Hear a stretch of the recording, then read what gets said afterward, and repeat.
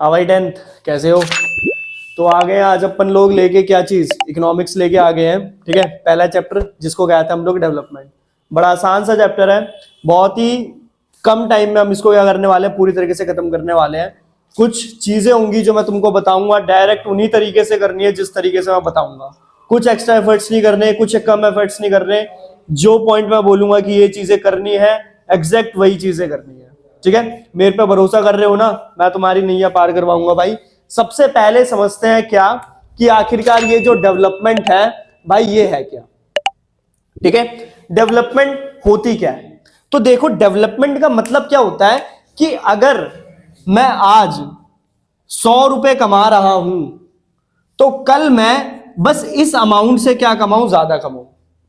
एक normal way में हम डेवलपमेंट समझने की कोशिश कर रहे हैं, क्योंकि इस पूरे चैप्टर में हम लोग यही समझेंगे कि डेवलपमेंट होती क्या है, पर्सन टू पर्सन डेवलपमेंट क्या होती है, किसी देश की डेवलपमेंट क्या होती है, ठीक है, किसी शहर की डेवलपमेंट क्या होती है। तो पहले हम समझते हैं डेवलपमेंट होती क्या है। तो डेवलपमेंट का मतलब क्या होता है कि जो स्टेटस ऑफ लिविंग अभी है मेरा, वो इन फ्यूचर मेरा उस स्टेटस ऑफ लिविंग से दूसरा होना चाहिए, अच्छा होना चाहिए। ठीक है, अब ऐसा नहीं है कि ये सिर्फ और सिर्फ पैसे के मामले में हो, सीधी सीधी बात है। डेवलपमेंट हर तरीके से मुझे चाहिए। कैसे? समझो, आज मैं हफ्ते में 7 दिन में से 2 दिन बीमार रहता हूं। ठीक है, हफ्ते में 7 दिन में से 2 दिन बीमार रहता हूं।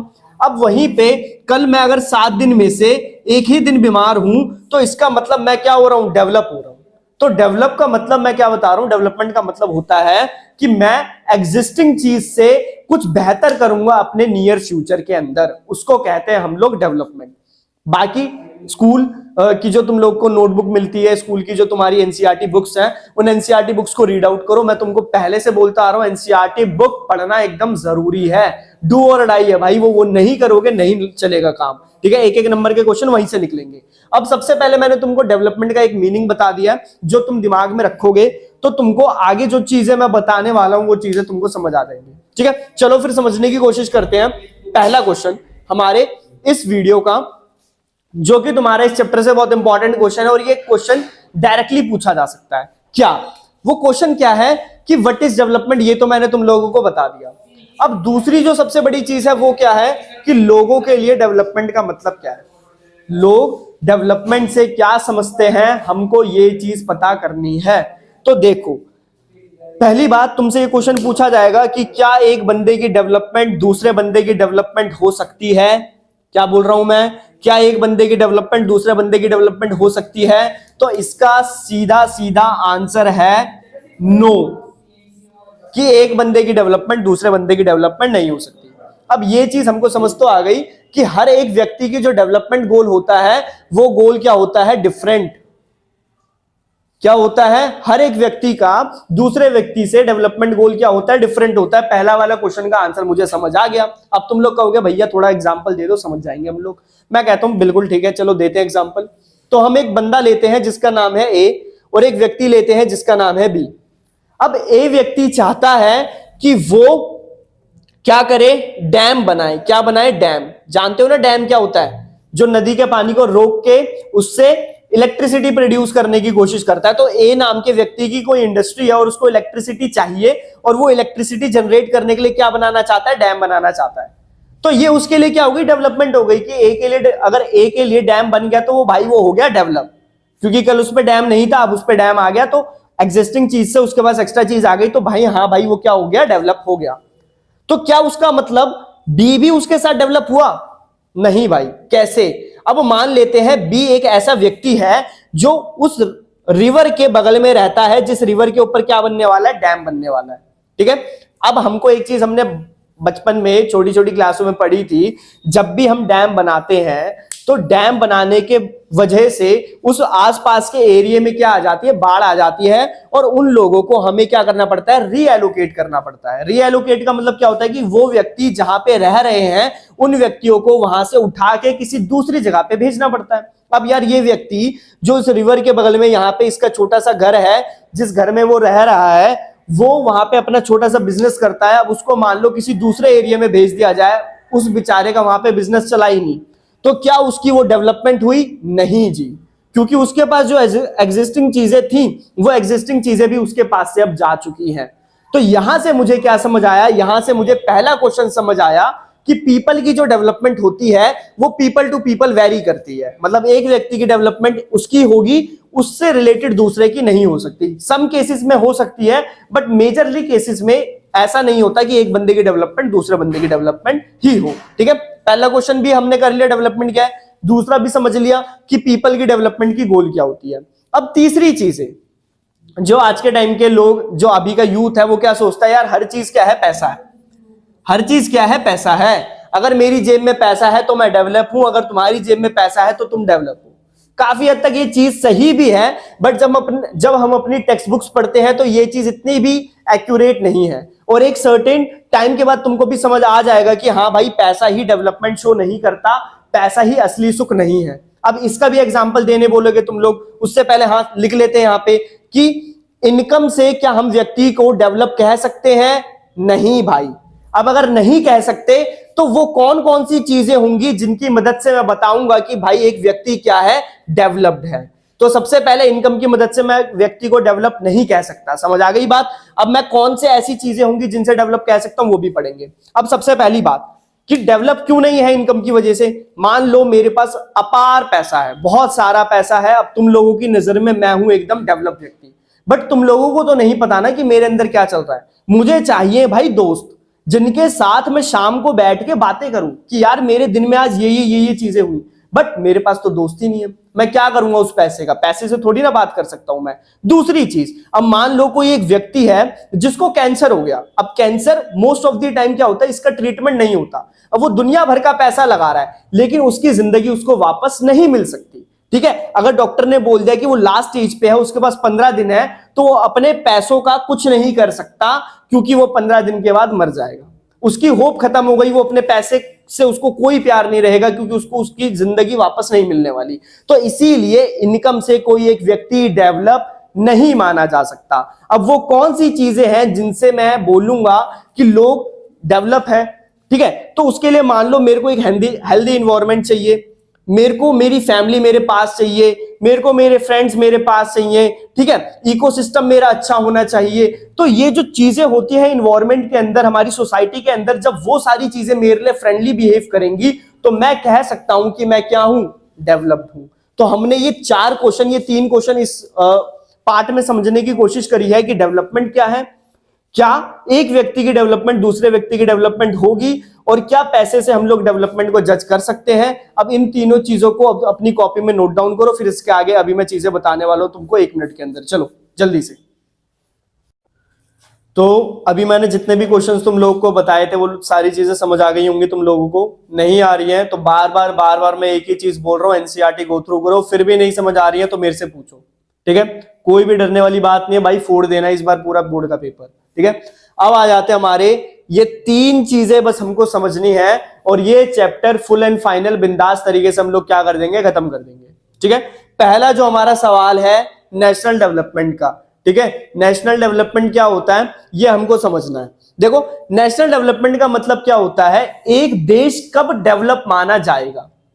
तो एक देश कब बनता है, जब उसके मतलब उस देश के अंदर लोग रहेंगे। सीधी सीधी बात है यार, इंडिया तभी है ना जब इंडिया के अंदर लोग हैं। अब कल को इंडिया में एक भी लोग नहीं है तो क्या इंडिया का इंडिया रहना कोई फायदा है? नहीं है। तो नेशनल डेवलपमेंट का मतलब क्या होता है, जब उस देश के जितने भी नागरिक हैं उनकी स्टैंडर्ड ऑफ लाइफ क्या हो रही है, बढ़ती जा रही है। मतलब उनकी स्टैंडर्ड ऑफ लाइफ क्या होती जा रही है, डे बाय डे सुधरती जा रही है। अगर कल मेरे एरिया में रोड नहीं थे, नाले ओवरफ्लो कर रहे थे, और आज के टाइम पे मेरे इस एरिया में रोड भी बन गए हैं, नाले ओवरफ्लो नहीं कर रहे हैं, हर चीज बढ़िया चल रही है, तब मैं कह सकता हूं कि मेरा एरिया और धीरे धीरे मेरा देश क्या हो रहा है, डेवलप हो रहा है। अब यहां से तुमको 2 चीजें और ध्यान रखनी है, एक होते हैं डेवलप्ड नेशन और एक होते हैं डेवलपिंग नेशन। ठीक है, अब डेवलप्ड नेशन वो नेशन होते हैं जिन्होंने अपने आप को डेवलपमेंट की प्रोसेस पूरी तरीके से कंप्लीट कर ली है। मतलब उनकी वे ऑफ जो लिविंग होती है उस देश के लोगों की एक डिसेंट अमाउंट पे पहुंच चुके हैं, एक डिसेंट वे ऑफ लिविंग वो जी रहे हैं। ऐसा नहीं होता, देखो मान के हम चलते हैं, या कोई भी बंदा ना कभी भी डेवलप नहीं हो सकता, सीधी सीधी बात है। जो चीजें मेरे को कल चाहिए थी आज मैंने वो अचीव कर ली, तो आज मेरे सपने कुछ और होंगे। जो मैं कब पूरे करूंगा, कल पूरे करूंगा। बट मैं एक अगर बेसिक चीजों को लेके चल रहा हूं तो मैं अपने आप को डेवलप्ड कह सकता हूं। अब दूसरी चीज, जो डेवलपिंग नेशन होते हैं वो नेशन वो होते हैं जो अपने आप को अभी भी डेवलप करने की कोशिश कर रहे हैं धीरे धीरे धीरे धीरे, और आने वाले 10 साल 20 साल 30 साल के अंदर अपने आप को क्या बोल देंगे, डेवलप्ड बोल देंगे। अब देखो डेवलपिंग नेशन का सबसे बेस्ट एग्जांपल क्या, हमारा प्यारा भारत, इंडिया। मतलब भारत भी बोल दिया, इंडिया भी बोल दिया, अब दोनों ही इसके नाम है। चलो अब आ जाते हैं हम लोग दूसरे टॉपिक पे, सस्टेनेबल डेवलपमेंट। अब सस्टेनेबल डेवलपमेंट क्या होता है भाई, ये समझना है, और ये बहुत इंपॉर्टेंट चीज है क्योंकि ये पेपर में हर बार पूछा जाता है। इंपॉर्टेंट क्वेश्चन है, मार्क कर लो इसको, सस्टेनेबल डेवलपमेंट क्या होता है। अब एक एग्जांपल से समझेंगे सस्टेनेबल डेवलपमेंट क्या होता है। मान लो आज जितना पेट्रोल धरती पे है वो पेट्रोल सिर्फ और सिर्फ आने वाले 50 साल तक चलने वाला है, ठीक है। 50 साल के बाद वो पेट्रोल क्या हो जाएगा, खत्म हो जाएगा। तो 50 साल के बाद जो व्यक्ति धरती पे आएंगे, क्या उनका अधिकार नहीं है कि वो पेट्रोल को यूज करके अपने आप को डेवलप करें? बिल्कुल है यार, ठीक है। और आज जो हम इतनी पढ़ाई कर रहे हैं, हम इतनी पढ़ाई क्यों कर रहे हैं, ताकि जो चीजें अभी के टाइम पे स्कार हो रखी है, स्कार का मतलब क्या होता है, जो कम हो रखी है, उन चीजों को मैं कंजर्व करूं।